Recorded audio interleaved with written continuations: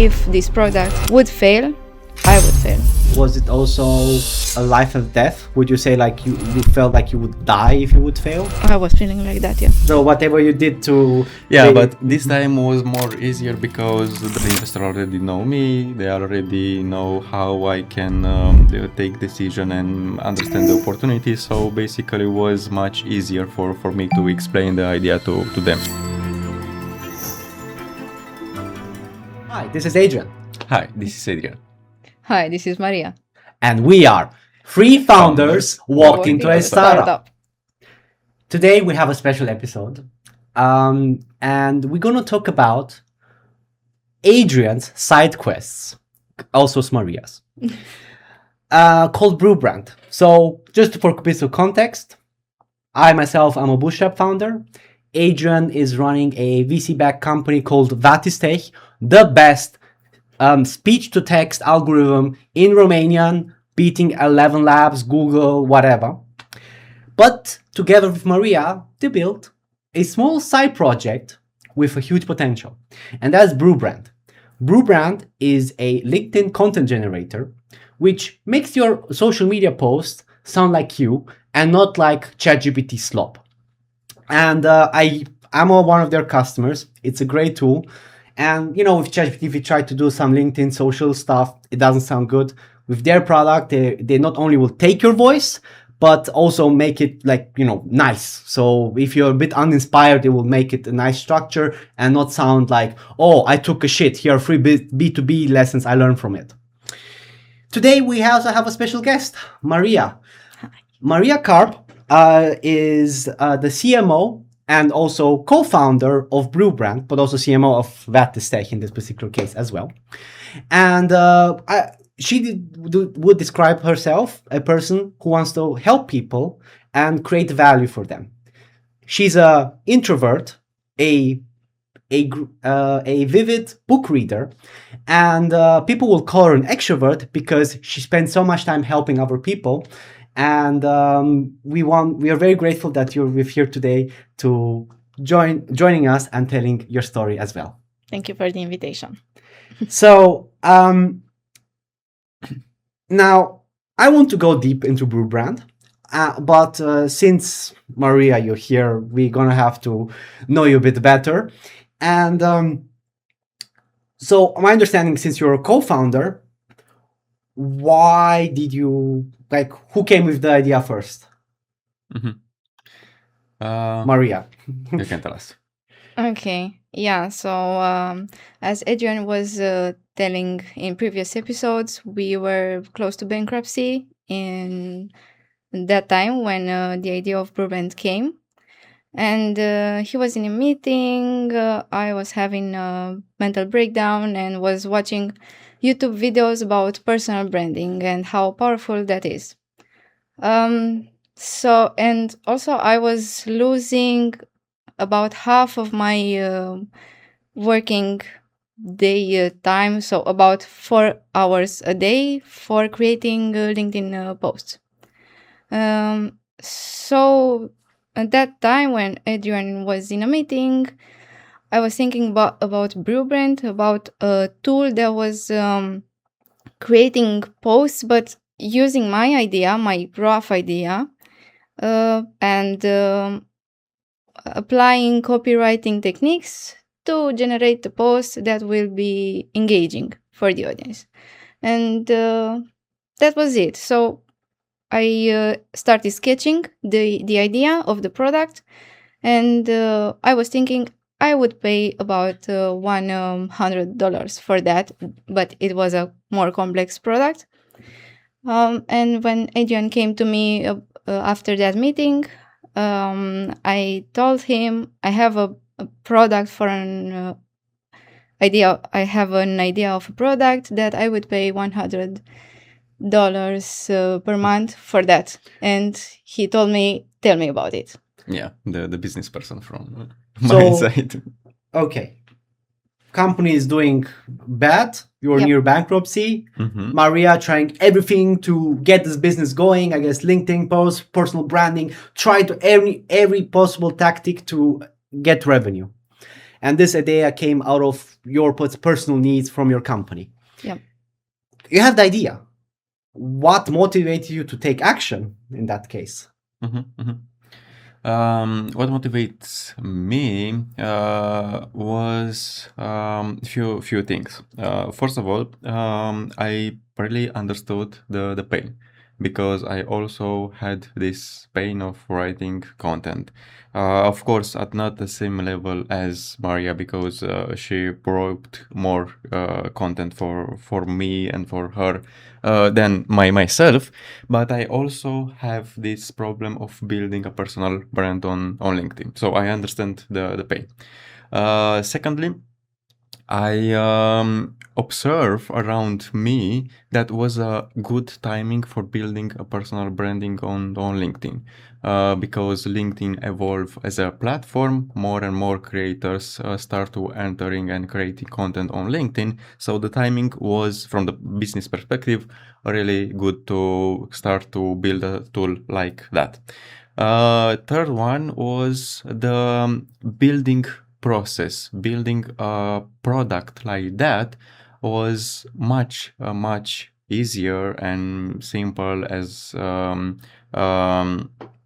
building comparing with Vadistech speech-to-text infrastructure, where it's a much more complicated product. State-of-the-art AI, one of the best in the world in Romanian, right? Yeah, so these three things combine, the fact that I understand the pain, the timing of the market, and the opportunity to build this tool fast, convinced me to pursue this idea. It sounds so easy how you say it. It's like, oh yeah, she came to idea, bam, let's go, let's do this, $1 billion, and now you're retiring, I don't know, in the Riviera. For sure, I mean, all of those things are true. I'm not trying to dispute that what you're saying is wrong. But what was else going on that time? Well, from we started to work together in April last year. So from April to July, at the end of July, Maria had the idea. So basically 4 months, we tried different things to grow the business. So we had 4 months of experiments, 4 months of looking at our customers, analyze our customer, analyze what they are doing with our platform, and building outreach pipelines to reach to new customers and understand how we can solve better problems of our customers. So basically, we had 4 full months of hard working coming to this idea. So it wasn't an overnight idea randomly at, I don't know, a day. It was 4 painful months of failing and trying again and failing and trying again until Maria understand, okay, this is a really good pain to address. Since so it's really from you meant for the typical startup iteration, right? Okay, I have this idea, we had that meeting, okay, let's go through the process. So even if it was your second startup and maybe it was way faster to iterate because you have the experience and also in this particular case for Maria specifically, but also you having the pain point, right? You are also the customer, so it helps even build quicker to build. But when I'm saying what was going on that time, it's like, I'm not sure, but I think at least conventional startup wisdom is that you should focus on one thing only and not building a lot of things at the same time. How were you balancing 2 businesses? How would you, both of you, this is a question for both, not only business, but also like by running 2 businesses, I guess it was harder to not only separate your personal life as well, because you have like work A, work B, and then shower. So from that point, from me, and also I think for Maria, it's the same. We enter in a hard work mode. So basically, I worked from the morning to the evening with really, really less time for myself, for ourselves, for other things in our life. We neglect ourselves. We neglect other relationship with people. So um, the process was okay. We had this idea. The second step was to convince my co-founders from Batistek to build. The third step was to convince my investors to allow to build us the app, because we are building this under Vatistek, so we cannot build outside of Vatistek because it's not complying with our agreement with the investors. Because for me personally, I have to dedicate my entire time on building and try to grow Vatistek. So legally, we didn't have another options that building it under Vatistek. So was 2 weeks of 2 or 3 weeks trying to convince people from our team that it is a good idea to get to start to build.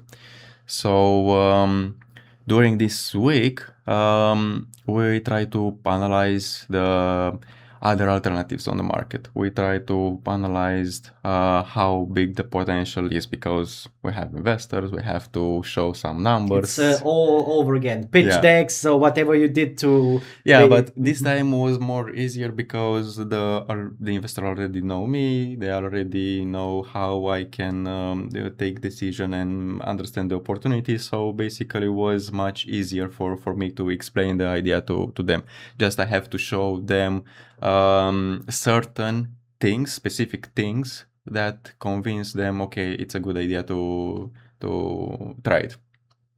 I understand. And with the co-founders, it was also simple to convince them about the idea. Yeah.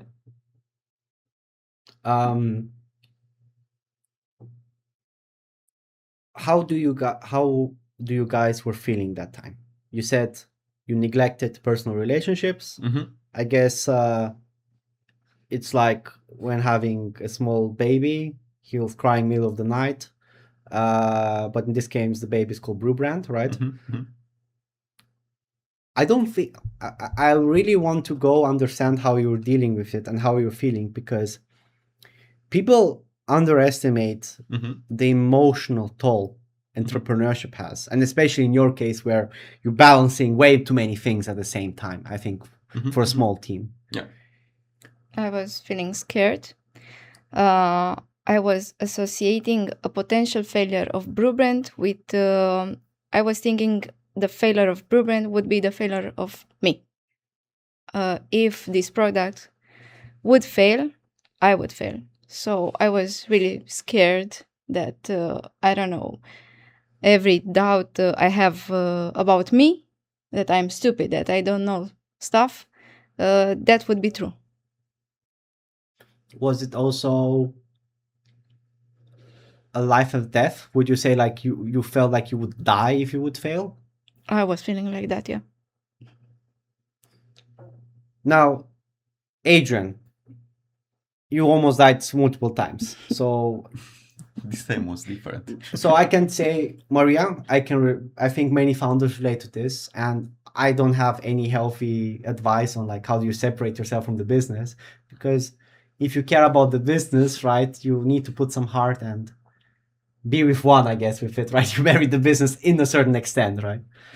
But I also have only one business, right? And me and Maria, we share the same sentiment on, experience that. But you died, you revived, you were like Buddha, right? Incarnation over time. Yeah, for me it was totally different. For me, I was excited about the idea. I worked a lot and I didn't feel working hard. So for me, it was easy to work hard and work a lot. Feels natural. And the entire process was more enjoyable. For me, the most difficult part was to try to not build unnecessary things. I really struggle with that to try to keep things really small possible. I can keep it, so to not build unnecessary features on the product. And also I was frustrated by the building speed. So that was my negative feelings in the process. But overall, the entire building process for me, the second time, was more enjoyable, more easy, more I don't know, natural, because I had the previous experience, and with this previous experience, I feel more confident in building. I think I can understand what's the difference, what's for you, and I would sum it like this. But I want to ask a question to Maria first. Did you fear the unknown? What was the fear of failure also to, like, I don't know what's the next step, while like, because while building it, there are a lot of unknowns. I guess you always think like, oh, it's just make put some this, put this, and it's done, and you realize there's a lot of steps more to that. Did you fear like, oh, the steps, like what should I do next, etc., like fear of the unknown was there? No, the unknown made me feel excited. I was eager to learn and also to make mistakes, but I honestly felt scared to disappoint him because he trusted me to be a co-founder, and yeah, that was kind of a pressure. And Adrian was like, I'm used to failing. For you, Yeah. it's like, it doesn't matter the outcome. For you, it was, there's the process, and I'm making quick progress in the process. So I don't need to think about failing or winning, because as long I know I'm following the process and it's going fast, Yeah. I will succeed. That's why you emotionally do not stalling so much the pressure of failing, if I understand correctly then. Yeah, that's it. Okay, so you started, you're getting momentum. Did you ever have moments where energy were low? No, for about 4 or 6 months, no, we were full on. Every night I felt like I was drunk before getting asleep, even though I didn't consume alcohol. But we were very tired. But no, we were just working, doing everything, feeling almost nothing. Yeah. I know it sounds a weird question. Did you ever dreamed about Brew Brand during your sleep? Because you Yeah. work, and then you night, you're basically, somehow you're dreaming about it. Yeah, I was dreaming about campaigns, commercials, everything. I was waking up, noting them in my notes and going back to sleep. Then waking up at 6 a.m., preparing my child for kindergarten, commuting to Bucharest, and getting to work again. So it was, you were working actually overtime. Was she paid for while she was dreaming? No. So you're building this, you're highly motivated, right? And I would assume, you said, Adrian, it had effect on your personal relationships. What effects did that have for you guys? For me, isolated from other people, stop doing my habits like playing the piano or going to the gym. So basically, my entire life converted in just working day and night for Brew Brand. And for you, I guess it was also a blur in that case. Yeah, so the only thing I was prioritizing were Brubren and my kid, and I guess the personal relationship with Adrian was after that. And yeah, that was it. My friends, I had less time for them, less time for reading or going to the gym or playing the guitar. Yeah. Now, so how are you emotionally now? Is it now better, more stable, or do you feel still in this loop currently? Personally, I'm trying to recover So from now, this state. yeah. Yeah, those 6 months led us to kind of a burnout. I don't think we got to a burnout, but after after we close Brand, I don't know, we didn't have energy for anything. We're not able to do much, just recovering. We liked to walk for hours, 3 hours a day, just walking. Mhm. So you mentioned that Brand closed. Mhm. So you launched it. Yeah. I guess you got some revenue, right? Yeah, of course. What was the revenue? Revenue was around $400 per month And in that was monthly recurring revenue. in the first month already? In the first 2 months. 2 months. Yeah. From 20 or 30 customers, something like that. So it had potential. Yeah. And my understanding, once you launched, you had so many learnings in that case where you understood how to go up market, right? Yeah. So tell me, let's go back to the business side. Mhm. So version 1, who was it for? We are, and the entire life of Brewband was the version 1. So we don't build another version. So the version 1 was really, really simple. You came with an idea, draft idea. Doesn't matter. We need just your idea. You came with a LinkedIn profile to understand your writing style and impersonate you to write like you. And that's it. You just generate the post. But I guess you had a certain persona in mind, right? Like, did you target Karen from LinkedIn, HR, or like, what was it? No. At the beginning, we target founders like us because we understand them really well. We are founders. We understand their pain. So basically, we build the product for ourselves and other people's like us. And then after that, you launched, and I guess you've doubled down on that, or you thought about expanding? We talked about expanding because we observed something interesting. The founders doesn't understand really well the potential of having a personal brand. It's like a probability in the future to add extra revenue to your business. So we think about switching to another ICP like go-to-market people or ghostwriters or LinkedIn agency.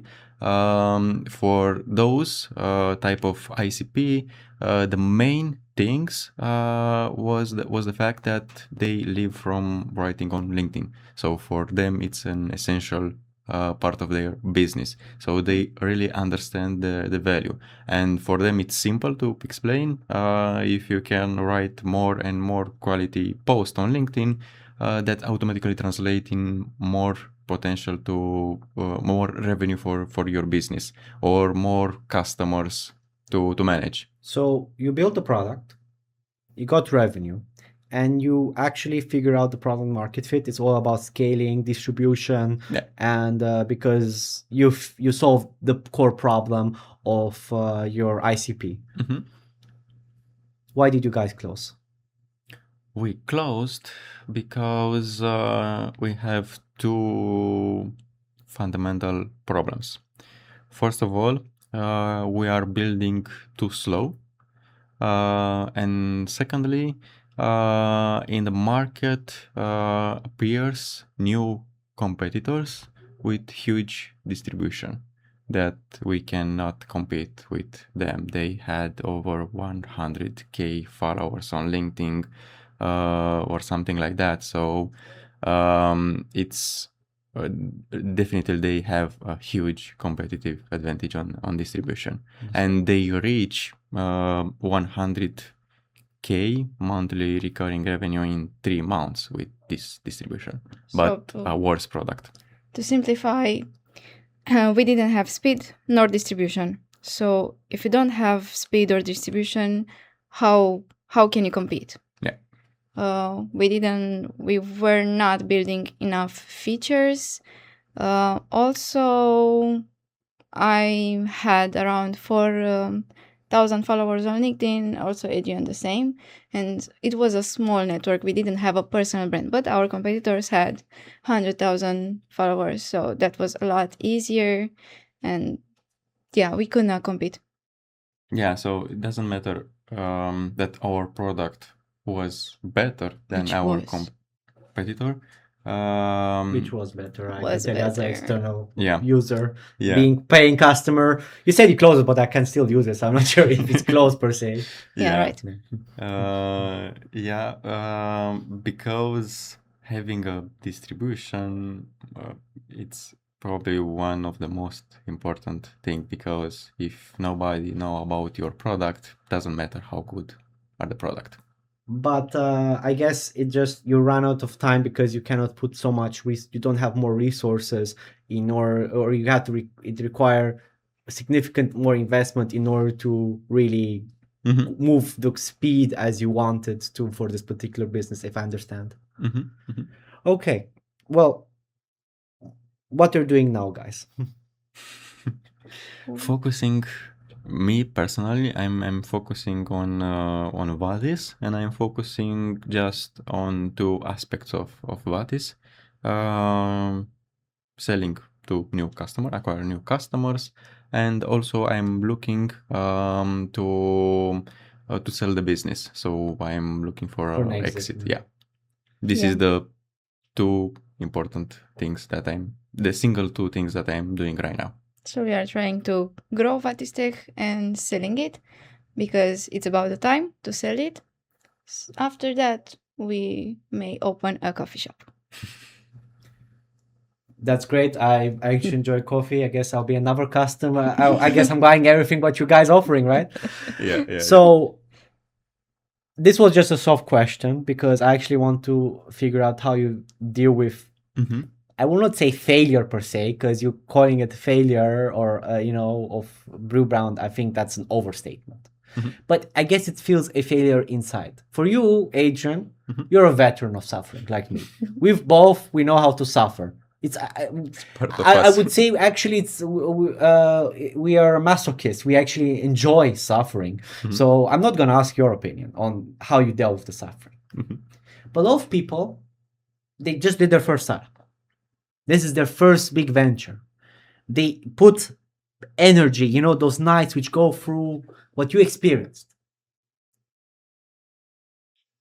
I know it's maybe hard, but to feel like recount the pain, which you still for sure are feeling, but like the moment you knew that, okay, we cannot continue with this, what happened? What did you do? I know it's bad feeling, but tell me how the mental breakdown went through. Okay, so I was mad and frustrating for a period of time, maybe a month, maybe two. When I saw in real time we are not moving fast enough, we are not vibe coding, we are not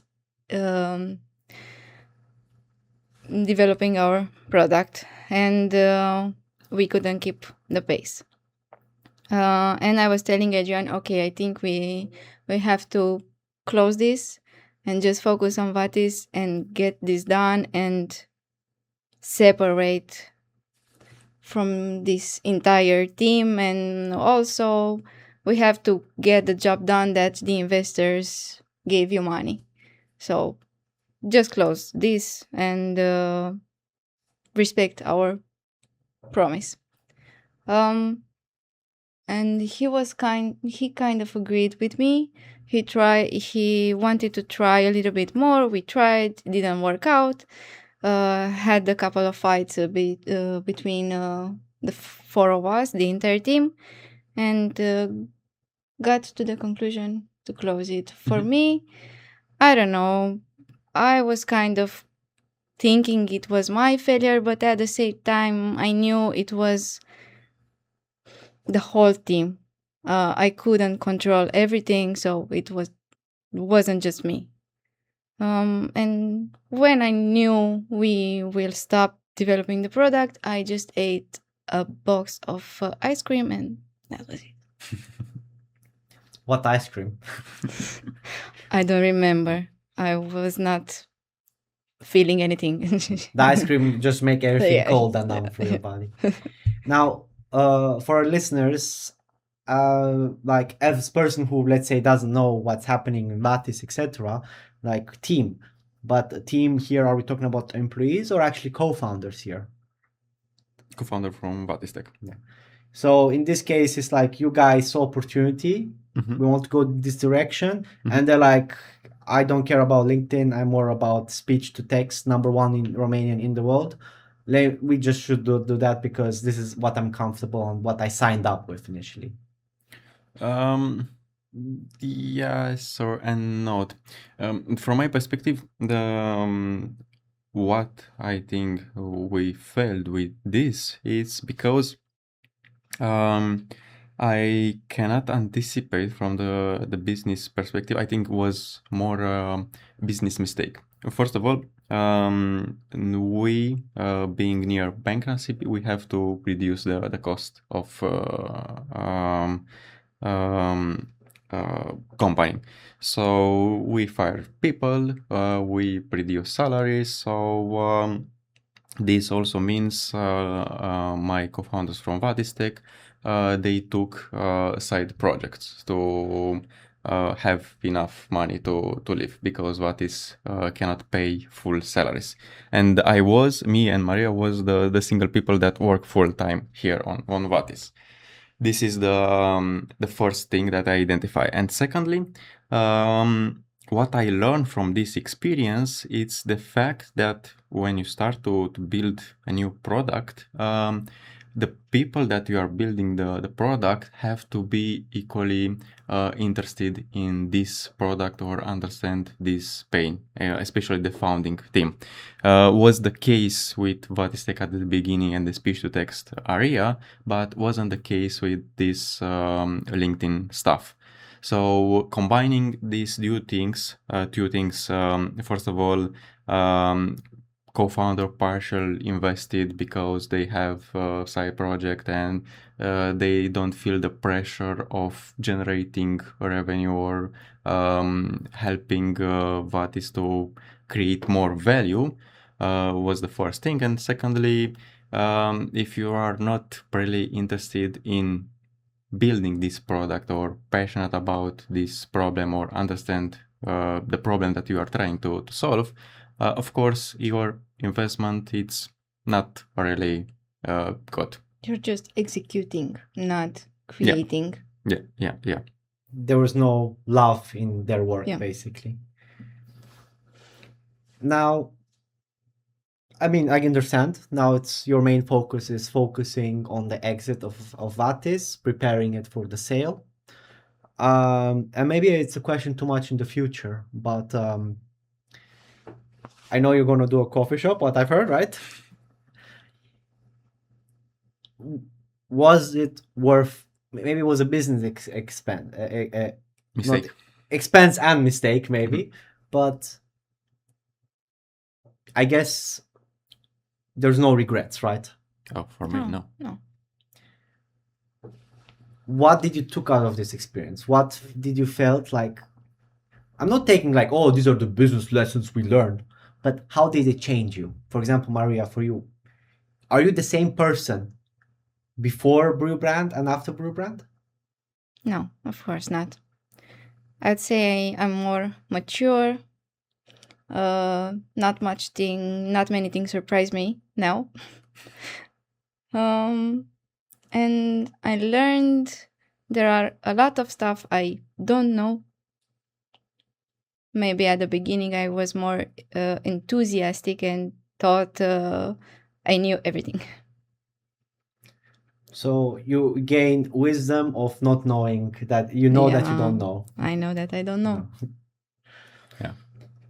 Since for you it was a business mistake for you because as a CEO, I guess you're taking responsibility for this particular action.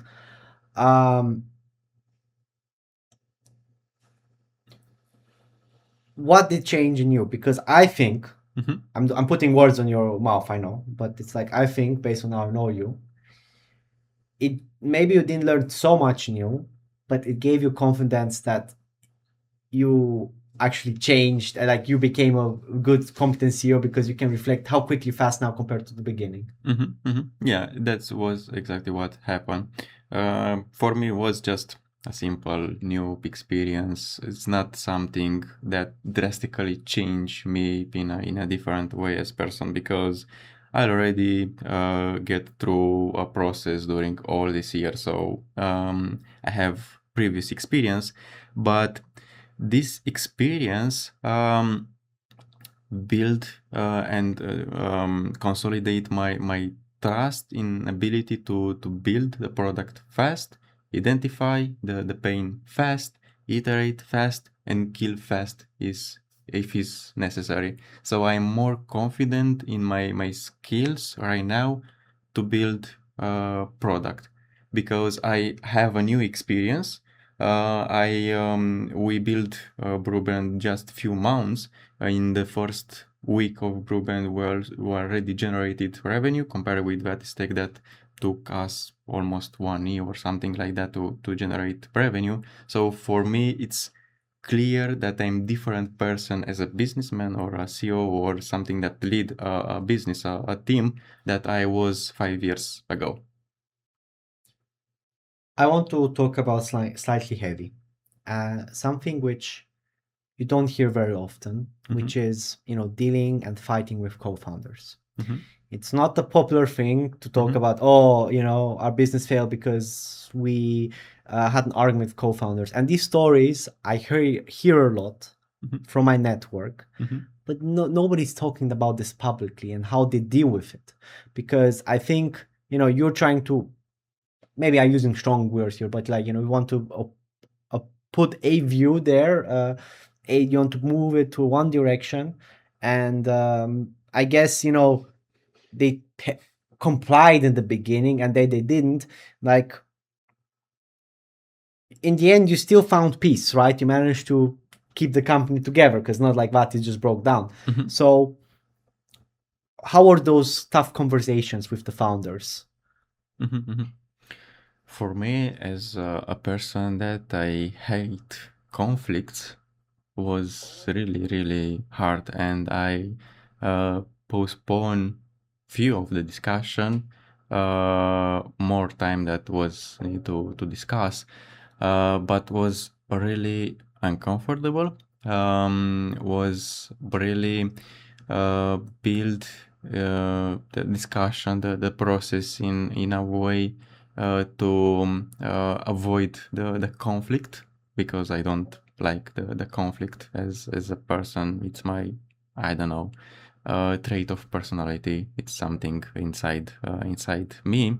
So what I always try to do is to manage the situation in a, let's say, I don't know, political way, correct way. There's no political correct here. Yeah, yeah, something I don't know, fair. A fairness between. Yeah. How would you now, when going through this experience, now you overcame, etc. Maria, what advice would you give to yourself when you started? Now with the wisdom you gain, what would you tell to young Maria? You have to know more about every person in the team before starting a project, because the people you work with are the most important. And I saw that because me and Adrian worked very well together. We were motivating, we were building, and we felt pulled behind. Sorry, you by fell? Pulled behind Pulled behind. by the other co-founders. So it's very important. I think that was the most frustrating part for us. Were there signs before starting?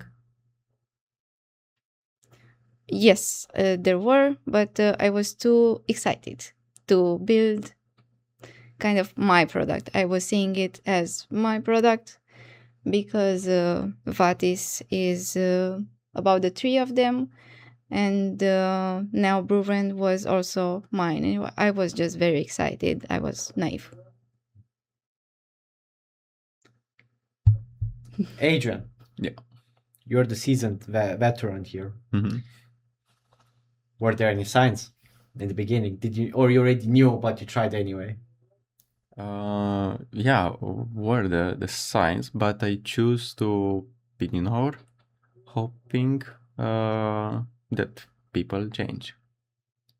You hope that as a founder, as you changed over time, they would change as well. Yeah. As Maria changed, you changed. Like you knew this is the process of becoming a better startup founder. Is you need to. Yeah, I understand. And you got disappointed for that. Yeah. Yeah.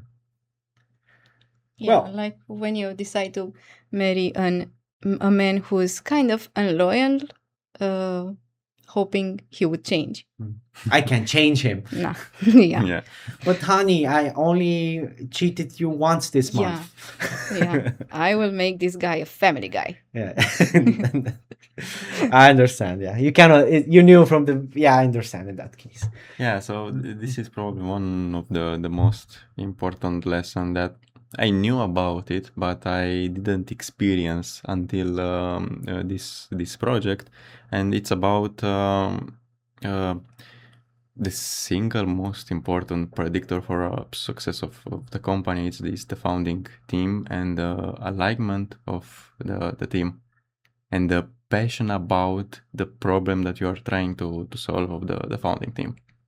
Because I am 100% this is the single most important thing.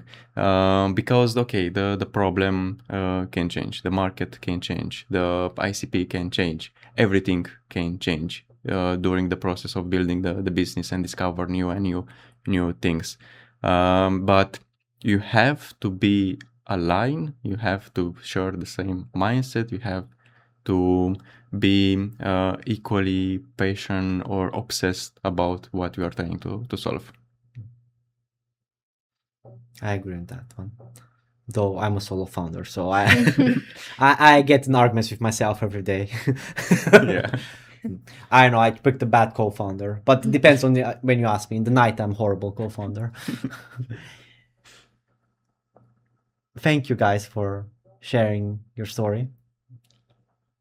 I don't know why you're calling it a failure. I mean, the product's still working. Yeah. I know you're talking like you killed him, but it's like, he just he's still alive, and It's still at the version 1. Just on a break on an island. hopefully not Epstein Island, since it's still young. Oh. Thank you, Maria, for coming today and also sharing your part of the story. Thank you as well. And we will invite you for other events as well. Until then, we say thank you for our listeners for joining us so far, and I wish you guys find a proper co-founder. Lesson 1: try to predict if they're willing to change. If they're stubborn person, not like I will never change, then you believe him, right? And tell us in the comments if you experience dealing with co-founders, the pain of building a startup, because these are underreported, and we want to know how you feel as well. Until then, have a great day. Bye bye.